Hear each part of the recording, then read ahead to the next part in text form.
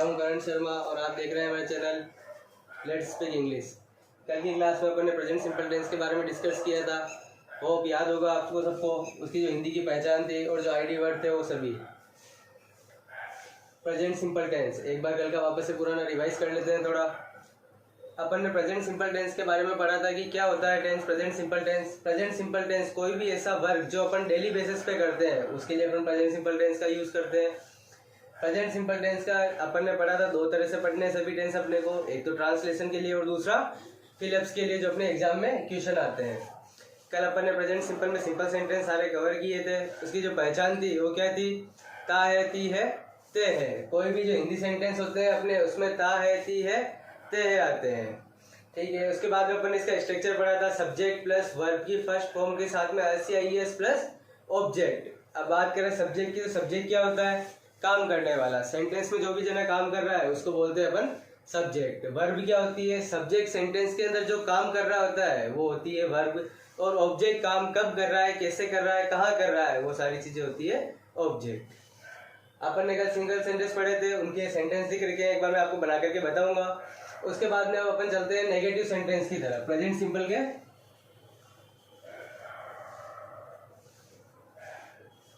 Negative sentence. Negative sentence क्या होते हैं सर, कल अपन ने पढ़ा था कि जो सब्जेक्ट होता है वो किसी काम को डेली करता है, और नेगेटिव सेंटेंस में होता है कि सब्जेक्ट किसी काम को नहीं करता है। जैसे राम बाजार नहीं जाता है, तो सब्जेक्ट जब किसी काम को नहीं करता है तो उसको बोलते हैं अपन नेगेटिव सेंटेंस। तो सर क्या नेगेटिव सेंटेंस बनाने के लिए सारी चीजें अलग होती है, वापस से नया स्ट्रक्चर याद करना पड़ेगा? नहीं, इसके अंदर अपने को बस एक चीज याद रखनी है कि अगर अपना सब्जेक्ट सिंगुलर हो, अगर अपना सब्जेक्ट सिंगुलर हो, सिंगुलर में अपन ने पढ़ा था ही, शी, इट और किसी भी पर्सन का नेम, वो होता है सिंगुलर। अगर अपना पर्सन सिंगुलर हो तो अपन यूज करेंगे डज नॉट का। और अगर पर्सन प्लूरल हो, जो अपना सब्जेक्ट है वो प्लूरल हो, काम करने वाले एक से ज्यादा जने हो, तो अपन यूज करेंगे डू नॉट का। तो जो अपना स्ट्रक्चर है वो इतना सा पहले चेंज होगा। सबसे पहले सब्जेक्ट लगाना ही है प्लस डू या फिर डज नॉट प्लस वर्ब की फर्स्ट फॉर्म प्लस ऑब्जेक्ट। गलती करने के चांस रहते हैं कि अगर अपना सब्जेक्ट सिंगुलर होता है तो अपन वापस वर्ब के साथ में भी SCIS लगा देते हैं, जो कि गलत हो जाता है क्योंकि अपने वहां पे SCIS डज के साथ में ही आ गया है, तो अपने को यहाँ पर SCIS नहीं लगाना है। तो ये रहा अपना स्ट्रक्चर। सब्जेक्ट अगर अपना सिंगुलर है तो डज नॉट लगाना है, और सब्जेक्ट अपना प्लूरल है तो डू नॉट लगाना है। जैसे मैंने आपको ये सेंटेंस लिख के बताया था, राम बाजार नहीं जाता है, तो इसके अंदर सब्जेक्ट क्या होगा, काम कौन कर रहा है, राम। तो ये हो गया अपना सब्जेक्ट राम। अब राम सिंगुलर है या प्लूरल है, सिंगुलर ही है क्योंकि एक ही जना है। तो ये राम हो गया सिंगुलर, सिंगुलर के साथ में क्या लगाऊंगा मैं, डज नॉट। तो ये हो गया डज नॉट। और राम क्या नहीं करता है, जाने का काम नहीं करता है, जाना क्या हो जाएगी, वर्ब। तो Ram does not go to, और कहा नहीं जाता है, मार्केट। तो ये सेंटेंस अपना बन गया, Ram does not go to market. बस एक चेंज इतना सा याद रखना है, कल अपन ने सिंगुलर के साथ में ओनली वर्ब की फर्स्ट फॉर्म के साथ में SCIS लगाया था, और प्लूरल में ओनली वर्ब की फर्स्ट फॉर्म लगाई थी। आज अपने को जो नेगेटिव सेंटेंस बनाएंगे उसमें सिंगुलर के साथ में डज नॉट लगाना है और प्लूरल के साथ में डू नॉट लगाना है। अगर ये स्ट्रक्चर याद करना है तो बिल्कुल याद कर सकते हैं, और डायरेक्ट याद रखना है तो भी याद कर सकते हैं। इनके आपको नोट्स बनाने की जरूरत नहीं है, इनके नोट्स मैं आपको PDF के रूप में दे दूंगा। चलिए एक बार अपन कल का और आज के सेंटेंस बना के देखते हैं, फिर आगे का टॉपिक शुरू करेंगे। वह बाजार जाता है, ये आता है अपना कल वाला सिंपल सेंटेंस, पॉजिटिव सेंटेंस। वह काम कौन कर रहा है इसमें, वह को बोलते हैं ही। क्या काम करता है, बाजार जाने का, तो जाना होता है गो, और सब्जेक्ट अपना है सिंगुलर तो साथ में लगा दूंगा ES। तो ही गोज, और कहां पर जाता है, टू मार्केट। ये हो गया अपना सेंटेंस। सेकंड, हम क्रिकेट खेलते हैं, क्रिकेट खेलने का काम कौन करता है, हम। ये तो हमको बोलते हैं वी।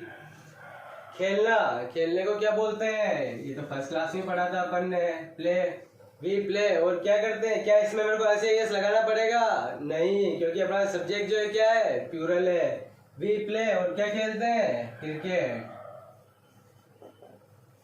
इसके अलावा अगर कोई रिमेनिंग पार्ट होता, जैसे हम पार्क में क्रिकेट खेलते हैं, तो वो इसके आगे जोड़ देता, we play cricket in the park. तुम उससे बात नहीं करते हो, नहीं आ गया, मतलब ये अपना आज का नेगेटिव सेंटेंस है। तो तुम उससे बात नहीं करते हो, तुम, यू। अब यू सिंगुलर है या प्लूरल है? यू, तुम प्लूरल है, तो साथ में लग जाएगा do not, you do not. और बात करना होता है talk, you do not talk to him. अगर लड़का है तो हिम, और लड़की है तो हर। ये याद रखना पड़ेगा, अधिकतर जल्दबाजी में गलती हो जाती है। यहाँ तो अपने को पता नहीं चल रहा है लड़का है या लड़की है, तो अपन दोनों में से कुछ भी लगा सकते हैं।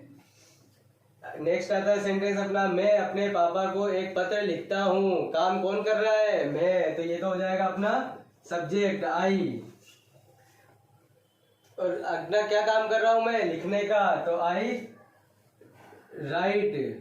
क्या ऐसे यस लगेगा? नहीं लगेगा, क्योंकि आई प्लूरल में आता है। I write a letter to my father. ये सेंटेंस कंप्लीट अपना। सीता गाना नहीं गाती है, नहीं आ गया, मतलब ये आज का नेगेटिव सेंटेंस है। सीता गाना नहीं गाती है, तो काम करने वाला सीता, तो ये तो हो गया अपना सब्जेक्ट सीता। अब सिंगुलर है तो क्या लगा दूंगा? Does not. Sita does not गाना क्या होता है? सिंग। सीता डज नॉट सिंग है सॉन्ग।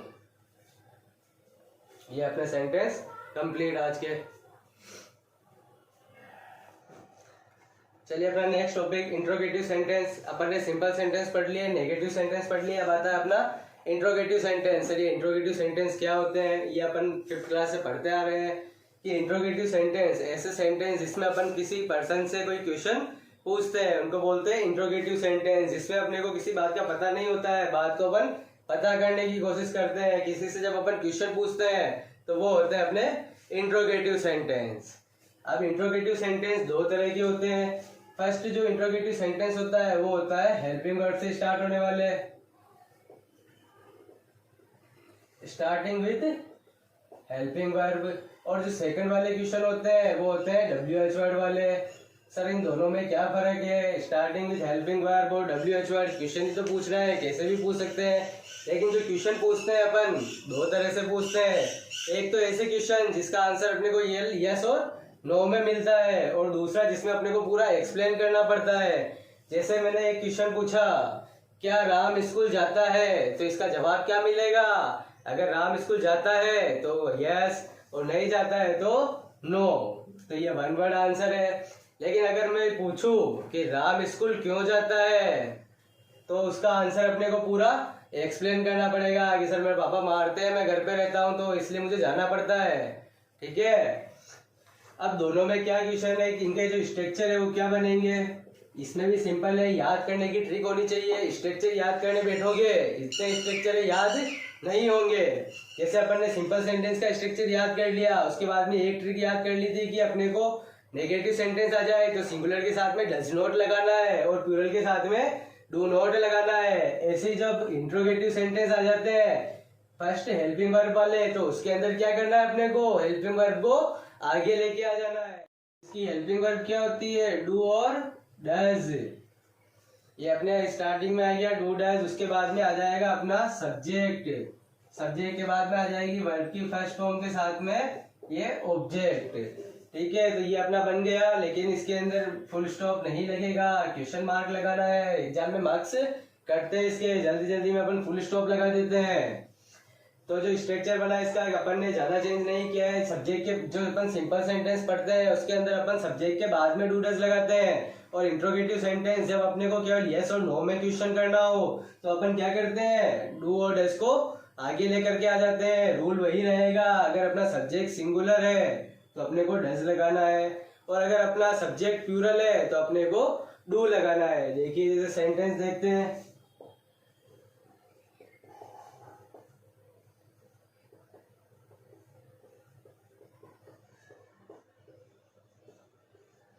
जैसे मैंने किसी से क्वेश्चन पूछा क्या तुम बाजार जाते हो, अगर मेरे को इसको इंग्लिश में ट्रांसलेट करना है तो मैं कैसे करूंगा?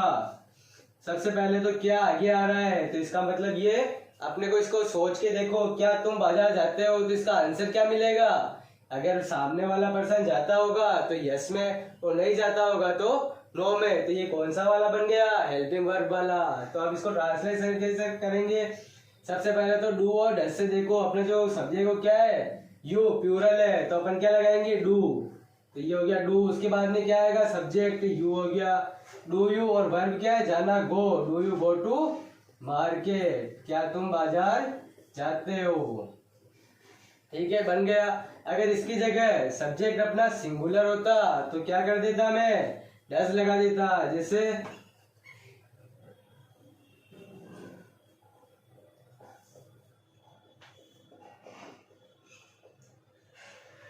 क्या सीता गाना गाती है।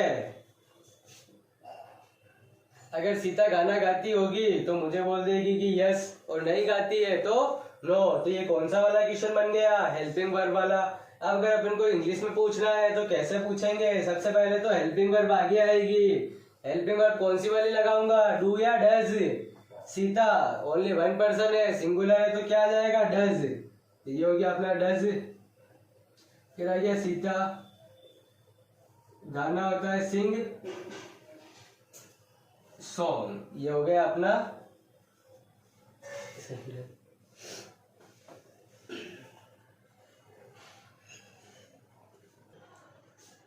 फर्स्ट वाला स्टार्टिंग विथ हेल्पिंग वर्ब वाला टॉपिक कंप्लीट हो चुका है। अगला वाला आता है डब्ल्यूएच वर्ड वाला। डब्ल्यूएच वर्ड वाले में क्या बताया था, जिसका आंसर अपने को पूरा एक्सप्लेन करना पड़ता है। जैसे एग्जांपल लिख रखे, तुम बाजार क्यों जाते हो। सपोज करो मैं मार्केट में गया और किसी पर्सन से पूछा कि तुम बाजार क्यों गए, तो वो क्या बताएगा, मैं शॉपिंग करने के लिए गया था, मैं किसी काम से मम्मी को छोड़ने के लिए गया था, मैं ऑफिस गया था। तो इसके अंदर वो पूरा एक्सप्लेन करेगा। किसी से मैं पूछूं कि तुम कहाँ पर रहते हो, तो वो पूरा एक्सप्लेन करेगा कि मैं भीलवाड़ा में सांगानेर कॉलोनी में रहता हूँ, मैं भीलवाड़ा में तिलक नगर में रहता हूँ, या मैं जयपुर में रहता हूँ। क्या इसके अंदर यस और नो में आंसर देंगे तो क्या मीनिंग क्लियर हो पाएगा, क्या नहीं हो पाएगा। तो इनको बोलते हैं डब्ल्यूएच वर्ड वाले क्वेश्चन। अब इसका जो स्ट्रक्चर होता है, तो जो अपन ने स्टार्टिंग विथ हेल्पिंग वर्ब में जो स्ट्रक्चर लिखा था, do does plus subject plus verb की first form plus object plus question mark, वही इसके अंदर अप्लाई होगा। साथ में क्या हो जाएगा, इसके आगे डब्ल्यूएच वर्ड और कनेक्ट हो जाएगा। तो ये अपना बन गया इसका स्ट्रक्चर।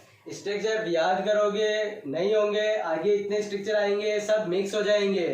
इनको बनाने की ट्रिक सोचो। सबसे पहले सिंपल सेंटेंस में जो स्ट्रक्चर याद किया था वो क्या था, सब्जेक्ट प्लस वर्ब की फर्स्ट फॉर्म के साथ में RCIES प्लस ऑब्जेक्ट। उसके बाद में जब अपन ने नेगेटिव सेंटेंस पढ़े थे तो उसके अंदर अपन ने पढ़ा था कि जब सिंगुलर हो तो डू नॉट लगाना है और प्लूरल हो तो डज नॉट लगाना है। ऐसे इंट्रोगेटिव में अगर हेल्पिंग वर्ब वाले हो तो डू और डज को आगे लेकर के आ जाना है, और अगर डब्ल्यूएच वर्ड वाले क्वेश्चन हो तो वो डब्ल्यूएच वर्ड इसके आगे आ जाएगा। क्लियर। चलो सेंटेंस बनाते हैं। तुम बाजार क्यों जाते हो, क्यों, जो अपना डब्ल्यूएच वर्ड है वो सबसे पहले का क्यों को बोलते हैं वाई। डब्ल्यूएच वर्ड इसके अंदर याद करने पड़ेंगे अपने को सब, वाई। अब डू या डज, तुम प्लूरल है तो क्या आ जाएगा, do. Why do you go to market, तुम बाजार क्यों जाते हो। तुम कहां पर रहते हो, इसके अंदर डब्ल्यूएच वर्ड क्या है, कहां पर। कहां को इंग्लिश में क्या बोलते हैं, वेयर। अब वापस से इसके अंदर तुम, तो क्या हो जाएगा, do. Where do you live. ये अपने प्रेजेंट सिंपल के अंदर नेगेटिव सेंटेंस, इंट्रोगेटिव सेंटेंस आज कंप्लीट हो गए हैं। सिंपल सेंटेंस अपना पूरा कल कंप्लीट हो चुका था। एक सेंटेंस भी मैंने बना करके बता दिए हैं। अगर किसी को कोई डाउट हो तो पर्सनली मैसेज करके पूछ सकता है। मैं एक एक स्टूडेंट के पास में नहीं जा सकता हूँ कि क्या डाउट है, तो बताओ। आप स्टूडेंट को जितने होशियार हो कर सकते हो, और जो वर्क मिल रहा है उसको टाइम पर करते रहना। जो आपकी नोटबुक है वो चेक होगी वापस से। और इनको अपने को सिर्फ एग्जाम के हिसाब से ही नहीं, इंग्लिश एक ऐसा सब्जेक्ट है जो आपके आगे स्पीकिंग के लिए भी काम आएगा। अगर आप गवर्नमेंट एग्जाम की तैयारी करोगे, कहीं इंटरव्यू देने जाओगे तो वहां पर भी काम आएगा। तो इसके लिए अपने को स्पीकिंग की भी प्रैक्टिस करनी पड़ेगी। कोई हार्ड काम नहीं है। अगर अपन इंग्लिश बना सकते हैं, लिख सकते हैं, तो उसको बोल भी सकते हैं। ठीक है, ये प्रेजेंट सिंपल टेंस अपना पूरा कंप्लीट है। इसके कुछ सेंटेंस है वो मैं आपको पीडीएफ में भेज दूंगा। इसके अलावा कल से अपन स्टार्ट करेंगे प्रेजेंट कंटिन्यू टेंस।